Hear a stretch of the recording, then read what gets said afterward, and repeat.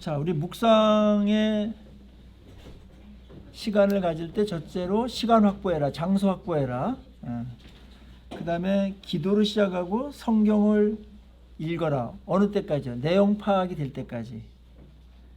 그리고 그 내용을 파악했다면 그거 갖고서 이제 묵상을 하는 겁니다. 곱씹어 보고 깊이 생각하고 요로도 보고 저렇게도 보면서 묵상의 시간을 갖는데, 묵상할 때 본문의 세계 속으로 들어가세요. 본문의 세계 속으로.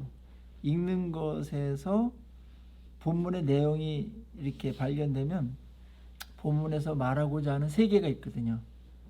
그 진실의 세계 속으로 들어가시면은 보이는 게 많다. 거기는 진짜 묵상으로만이 들어갈 수 있는 세계가 있어요. 그러니까 언어와 문자로 된 것은 그 실제 세계에 대한 표현이지 그 자체가 팩트거나 진실은 아니란 말이에요. 무슨 말인지 아시겠죠? 이용세 목사가 묵상의 시간을 바이블 플러스 우리 수강생들에게 강의하고 있다, 그렇게 진술했다면 그 진술 자체는 그것이 실체가 아니고 그 말로다가 표현했던 지금 이 순간에 이런 것이 실체라는 거예요. 무슨 말인지 아시겠죠? 예. 하나님이 천지를 태초에 하나님이 천지를 창조하시니라, 그 말은 그런 면에서 한 줄로 썼지만 그 실체는 어마어마한 거죠. 아셨죠? 그래서 묵상을 해야 실체가 드러나는 것이고, 그 진술의 실체를 이해하고 파악하기 위해서는 묵상이라는 것이 동원 안 될 수가 없다.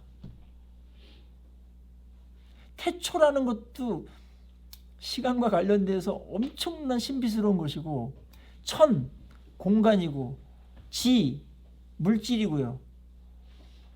그런데 그 천에 대한 공간이 300억 광년 빛으로 달려도 우주의 끝이 안 나오는 공간이고, 하늘의 별은 5천억 개의 은하계가 있는데 그 안에 2천에서 5천억 개의 별들이 있는, 지금 과학으로 발견된, 그 바깥에 또 있을 거예요. 발견 못한.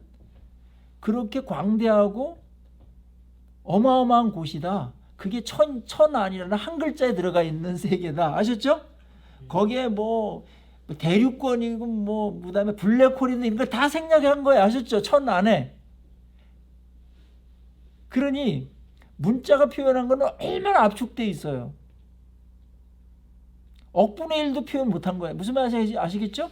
그럼 나머지는 그럼 뭘로다가 실체를 드러내고 확인해야 되는가? 묵상이요. 실제를 알기 위해서 묵상은 불가피합니다.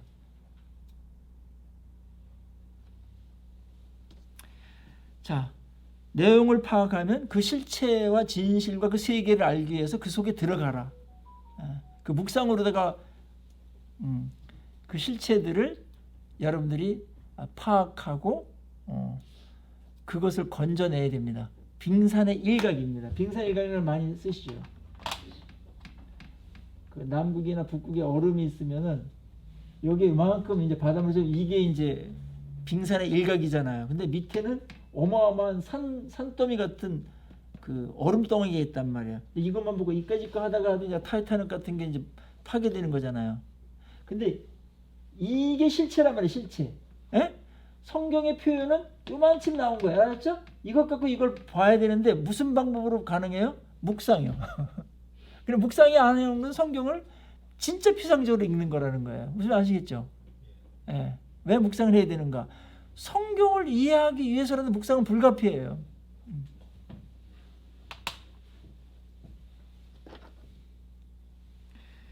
태초에 하나님이 천지를 창조하시니라.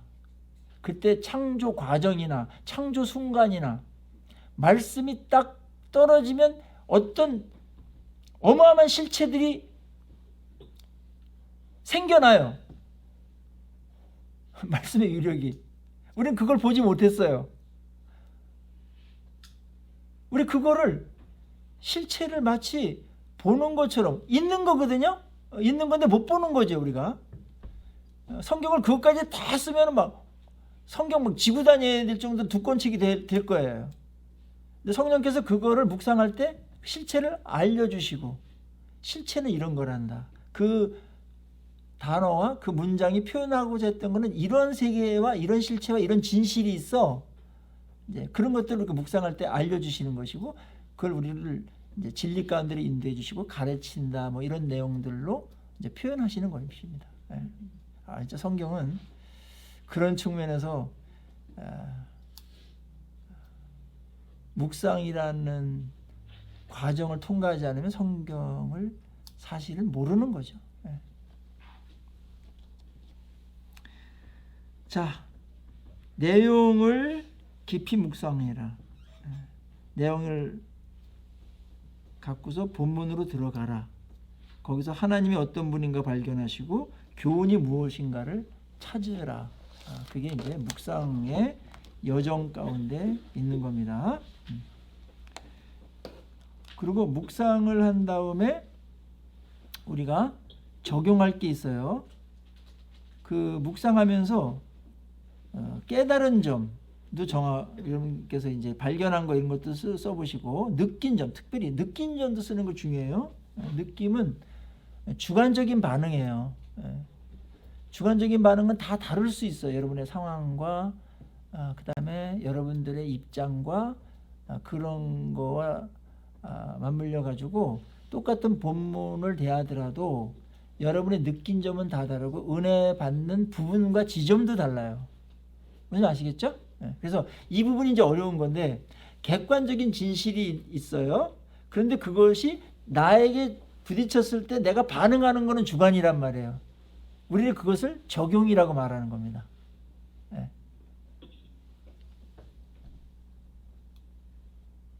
느낀 점을 한번 써보세요. 성령께서 그 느낀 점을 통해서 역사하세요.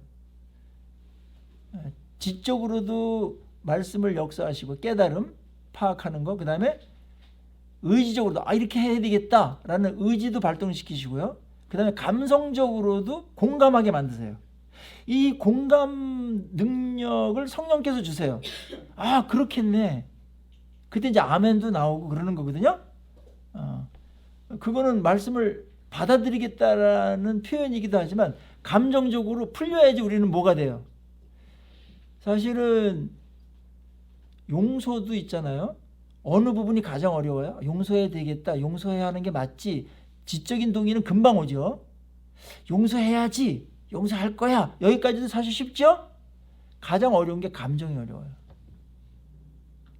용서를 어떻게 하는 게 계속해서 감정이 이제 용서하지 못하도록 막는 거거든요. 기분 나쁜데 속상하지 않아? 억울하지 않아? 막 이런 게 이제 감정의 영역이란 말이에요. 특별히 한국 사람들은 감정이 움직여 행동화가 나와요. 감정이 움직여요. 장로교는 좀 지성적인 설교가 많은데 그래서 행동을 많이 못해요. 생각보다 많이 하는 것 같은데 살아내는 거 보면은 잘 못 살아요. 근데 순복음 쪽 계통에 계신 분들은 이 장단점이 있기 때문에 얘기한 거예요. 순복음 계통들은 지적인 면보다는 감성을 많이 건드려요. 그래서 덜 깨달아도 바로 행동해버리고 막 이런 게 있어요. 근데 저희들에게는 이제 이 전인격적으로 이렇게 균형 있게 반응하는 게 가장 좋다. 너무 감정적으로 가도 그렇고 너무 지성적으로만 치우쳐가지고 메마른 성경 공부나 묵상이 되면은 알긴 하는데 행동이 안 되고 변화가 아니라는 부분이 있는데, 한국 분들은 다 자신은 객관적이고 지적이라고 그러고 그렇게 말하는데 알고 보면은 다 감정적이에요. 부부싸움 할 때도 난 객관적이야 이렇게 말하는데 다 감정적입니다. 대부분의 경우가. 그래서 성경은 전인격적으로 반응을 하게끔 만드는 거예요. 묵상하면서 느낀 점도 써보시고, 그 다음에 은혜되는 것 기록해라. 유난히 그 말씀 앞에 적용되어지는 게 있어요. 적용하려고 적용점을 찾지도 않았는데 확 적용되는 게 있어요. 그거는 성령께서 여러분들에게 적용점을 포착해가지고 가르쳐 주는 거예요. 그걸 쓰시라고요. 그걸 잊어버리면 안 되는 거예요. 성령께서 그렇게 말씀하시죠. 성령께서 감동하시잖아요, 우리에게. 그거는 굉장히 중요한 메시지입니다. 나에게만 주는. 다른 사람들이 다 그렇게 안 느낄 수 있어요. 근데 유난히 나한테 이것이 막 계속 붙잡혀가지고 내가 확 찔린 것처럼 그렇게 하는 부분들이 있죠. 그때 뭔가 일어나는 거거든. 나한테 뭔가 이 역사가 일어나요. 나한테 그 말씀에 의해서 뭔가 만들어지는 거예요. 그게. 그거를 잊어버리거나 망각하거나 없는 것처럼 애써 외면하면 안 됩니다. 정직하게 직면하셔야 됩니다. 말씀 피하지 마시고요. 은혜되는 것 기록하시고 본문 내용과 연관된 것에 어떻게 반응할 것인지 적어라.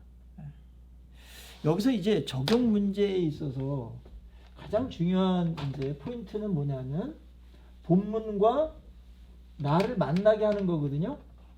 여기에 이제 본문의 내용이 있어요. 본문의 내용이 이렇게 있고 메시지가 있고 하나님에 대해서 있고 교훈도 있고 다 그래요. 근데 이것이 결국은 나와 오늘의 그 상황과 이렇게 이제 만나게 되잖아요. 그렇죠? 이 말씀이 만나게 돼서 적용하게 되는데 여기에 무엇으로 이 다리를 연결할까요? 본문과 나를 무엇으로 이거를 이렇게 만나게 만들까요? 만나게 하는 요게 뭐예요? 이게 뭘까요? 아까 1만 달란트 용서받은 자가 누구라고 그랬어요? 1만 달란트 용서받은 자가 결국은 누구다? 나 자신이다. 하나님께 우리 용서 어마어마하게 받았죠. 인식하는 죄도 엄청 많지만 인식하지 못한 죄도 엄청 많은 거예요.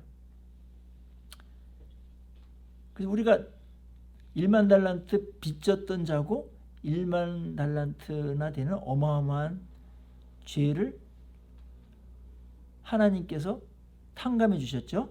탕감받은 자예요. 예수의 이름으로 말해요. 그랬을 때 그러면 그 메시지와 1만 달란트 빚진 사람, 용서받은 사람과 나와 무슨 관계가 있어요? 어떻게 연결됐죠? 무엇으로 연결이 됐죠? 에? 무엇으로 연결됐어요? 연관성. 공통점이 있어요. 이 사람하고 나하고 공통점이 있는 거예요.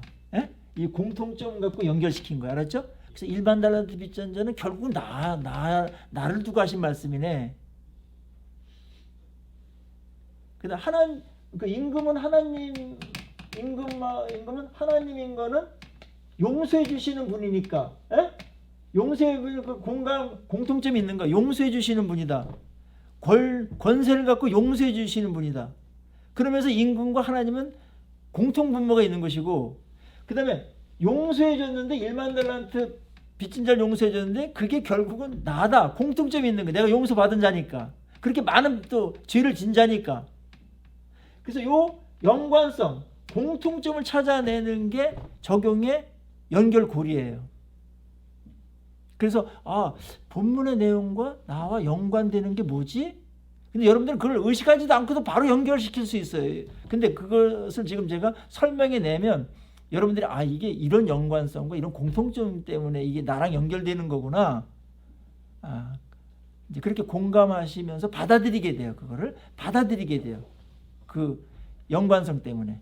그래서 성경은 성경으로서 그때 쓰여진 말씀이지만 오늘날 이 연관성이라는 이 진리죠, 진리. 이 진리가 보편화되면서 나랑 연결되어지고 나랑 이렇게 연결시키는 거예요. 나랑 연결됐을 때 바로 성경과 내가 만나는 것이고 은혜 받았다고 말하는 것이고 도전이 됐다, 찔렸다. 이런 내용들이 연관될 때 스파크가 일어나는 거예요. 전기가 확 들어오는 거예요. 알았죠? 연결 안 시키면은 이게 안 되면 성경은 성경이고 나는 나예요. 성경은 많이 읽는데 자기랑 연관을 안 시켜. 그러면 성경이 주는 그러한 나를 향한 메시지를 내가 차단하는 거예요. 하나도 안 변해 내가. 성경은 성경이고 나는 나다. 왜냐면 이게 없으면. 그래서 존 스토드 같은 유명한 분은 성경과 나를 다리 놓는 것이다 이렇게 표현을 했어요. 무엇을 갖고서 그 다리를 건넌다고요? 연관성이요. 연관성을 찾으세요. 모든 성경은 우리랑 연결되어 있어요. 그래서 이 연관성은 주로 뭐냐면은 여기에는 독특한 상황이 있어서 그때 한 얘기인데, 오늘 여기서는 독특한 상황에 있는 또 다른 상황과 그건 다르지만은 진리이기 때문에 그 진리의 보편성 때문에 연결이 된다. 그래서 그 말씀이 2000년 전에 얘기한 거지만은 오늘날도 여전히 진리로서 하나님이 우리에게 나에게 말씀하시는 말씀으로 다가오는 것입니다. 그래서 은혜가 되는 것이에요. 이 부분 이해가 좀 되시겠어요? 연관성.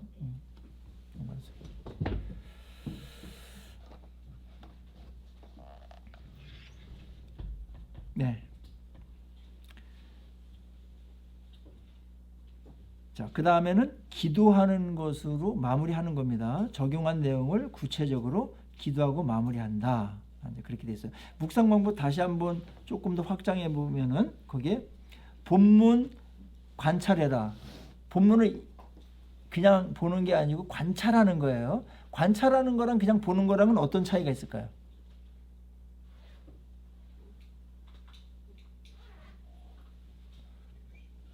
다 보는 건 똑같은데 관찰은 과학자처럼 사물을 탐정처럼 시인처럼 보는 걸 말해요. 보는 거는 그냥 이렇게 지나가면서 그냥 보여지는 대로 그냥 목적 없이 보는 거야. 이렇게 그냥 눈에 들어오는 것만 이렇게 그냥 보는 거야. 알았죠? 그러면 몇 개 안 보이고 파악을 조금밖에 못 해요. 네. 관찰해라. 그래서 내용, 개요 파악을 하고 그 다음에 그것을 갖고서 묵상을 해라. 음미하고 질문도 해보고 심화시키고 이렇게 보고 저렇게 보고 계속 그 본문하고 같이 뒹굴면서 씨름하면서 본문의 실체가 어떤 건지 본문 속에 들어가 가지고 계속 본문하고 대화하는 거예요. 그럼 본문이 맨 처음에 이만큼밖에 안 보는 게 이 본문이 이런 거구나. 이제 이런 세계가 이제 그려지면서 풍성해지게 이제 다가오는 거예요. 그래서 본문에 내가 빠져들게 되고 본문에 압도되는 일이 벌어진다. 그때 어떤 사건이 벌어져요. 그래서 내가 본문을 거역할 수 없는 자리까지 가게 되는 거예요. 그리고 거기에 메시지가 있다. 본문이 주는 메시지가 있다. 그거 원리고 그걸 진리라고 그래요. 보편적인 진리예요. 그때도 거기서 메시지였고 오늘날도 여기서 메시지고 원리인 그것을 찾아서 연관시켜라. 그리고 그것을 우리가 묵상 노트에 적어라. 묵상 노트에다가 이제 그런 내용들을 쭉 이렇게 적으면서 본문이 나를 지배하도록 그렇게 본문이 내 속에 들어오도록 그렇게 허용을 하는 일들이 벌어지면서 그렇게 살아야 되겠다라는 결심을 굳이 안 하더라도 본문에 밀려서 그렇게 살아야 되는 거네. 그런 동의가 저절로 되면서 내가 말씀에 의해서 움직이는 자가 된다. 그게 묵상의 힘입니다. 시편 1편은 주야로 묵상하는 자가 복이 있다라는 것으로 끝내버려요. 실천을 얘기하지 않아요. 그거는 그렇지만 묵상은 실천을 향한 역동적인 정신적 영적인 활동이거든요. 자, 예를 들어 볼게요. 묵상이 이런 거예요. 실천하고 이런 관계 있는 거예요. 제가 외국에 이렇게 무슨 여행을 하거나 무슨 강의하러 갈 때가 있어요. 그럼 제 아내한테 여보 내가 외국에 갔다 오면 닝글닝글한 그런 음식을 먹다가 오면은 아마 떡볶이 얼큰한 떡볶이가 먹고 싶을 것 같다. 내가 오는 날 떡볶이 좀 만들어 주시오. 그렇게 하고 갔어요. 근데 이 아내가 그거를 까먹으면 아무 일도 벌어지지 않겠죠.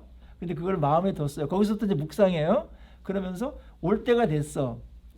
그러면은 그날 올 때가 된 시간을 해가지고 떡볶이를 만들어 줘야 되겠다라는 마음으로 가만히 있는다고 떡볶이 만들어지는 거 아니잖아요. 어떻게 돼요? 시장을 가서 떡도 이렇게 밀가루 섞이지 않은 떡이 어떤 건지, 그 다음에 또 오뎅은 또 부산에 있는 어느 오뎅이 좋다든지 해가지고 그거를 사가지고 얼큰하게 고추장 해가지고 양념을 해가지고 만드는 과정, 그거를 우리는 묵상이라고 그러는 거예요. 그게 묵상이에요. 묵상 없이는 그래서 실천이 안 나오게 돼 있어요. 묵상은 역동적인 것이다. 정적인 게 아니다. 비우는 게 아니다. 묵상은 채우는 거다. 그래서 기독교의 묵상은 적극적인 겁니다.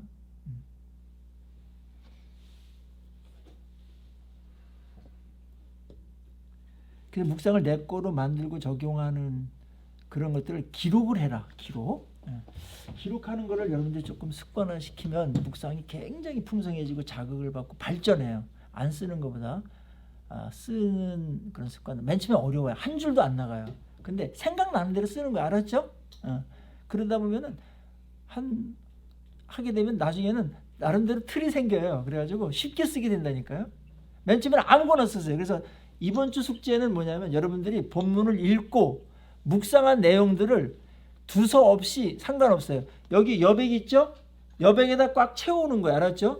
이게 한번 숙제예요. 제가 일주일밖에 여러분들 기록할 시간이 없기 때문에 일주일 동안 한번 해보는 거예요. 여기다 본문을 그냥 옮겨 써도 상관없고 어떤 단어가 특별히 꼽혀가지고 그 단어를 더 많이 확장하고 심화시키고 막 하고자 하는 게 있겠죠? 그럼 용서라는 거에 대해서도 한번 막 써보고 용서에 생각나는 데서 막 써보고 내가 왜 용서해야 되는지, 그 다음에 용서할 때 어려움이 뭔지, 그 다음에 하나님은 용서에 대해서 뭐라고 요구하시는지, 왜 그렇게 해야 되는지, 용서가 주는 축복이 뭔지, 용서의 장애물이 뭔지 한번 막 써보는 거예요. 그렇죠? 그럼 여기 이게 부족해요. 그랬을 때는 여기다 이제 노란 그 뭐예요? 그거 붙여가지고 막 이렇게 더덕더덕 해도 안 말리겠어요. 알았죠? 우리 교회에 한 분이 있는데 이게 두꺼워요. 왜냐면 그게 이거 부족해가지고 막 떠덕떠덕 붙여가지고 막 쓰는 거예요. 쓸 게 너무 많이 나와가지고 사실 그게 묵상을 진짜 풍성하게 잘하는 거죠. 근데 여러분들은 여기다가 한번 가득 채우는 걸 한번 목적으로 해보시라. 쓰면은 쓸 게 나온다. 묘해요. 안 쓰면은 계속 안 쓰는 상태에 정지되어 있다. 그러니까 묵상을 가장 효과적으로 할 수 있고 묵상을 촉발시키고 자극하는 게 쓰는 겁니다. 이거 나는 글재주가 없어. 글재주가 아니야. 그냥 생각나는 데 쓰시라니까요. 정답을 쓴다고 생각하니까 한 자도 못 쓰는 거예요. 우리나라는 정답만 쓰는 걸 교육받았거든요. 아니 느낌이 무슨 정답이 있어요. 그렇게 느꼈다는데. 괜찮아요? 아무도 안 봐요. 저는 여러분들에게 이거 꽉 채웠냐 안 채웠냐 이것만 멀리서 확인하면 되니까 그렇게 해주시면 좋겠어요.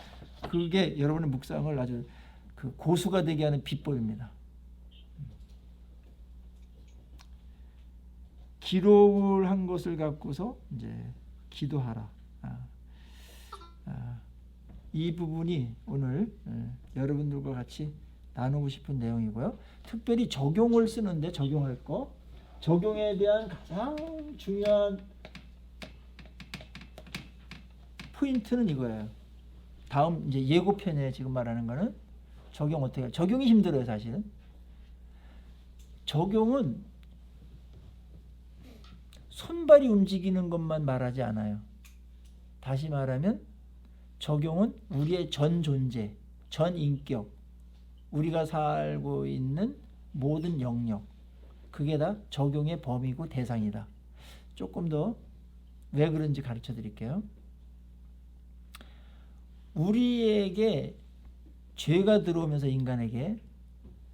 인간의 전 존재가 부패했어요. 그거는 100% 질적으로 다 부패했다는 얘기가 아니고 부패하지 않은 존재나 영역이 없게 돼버렸다.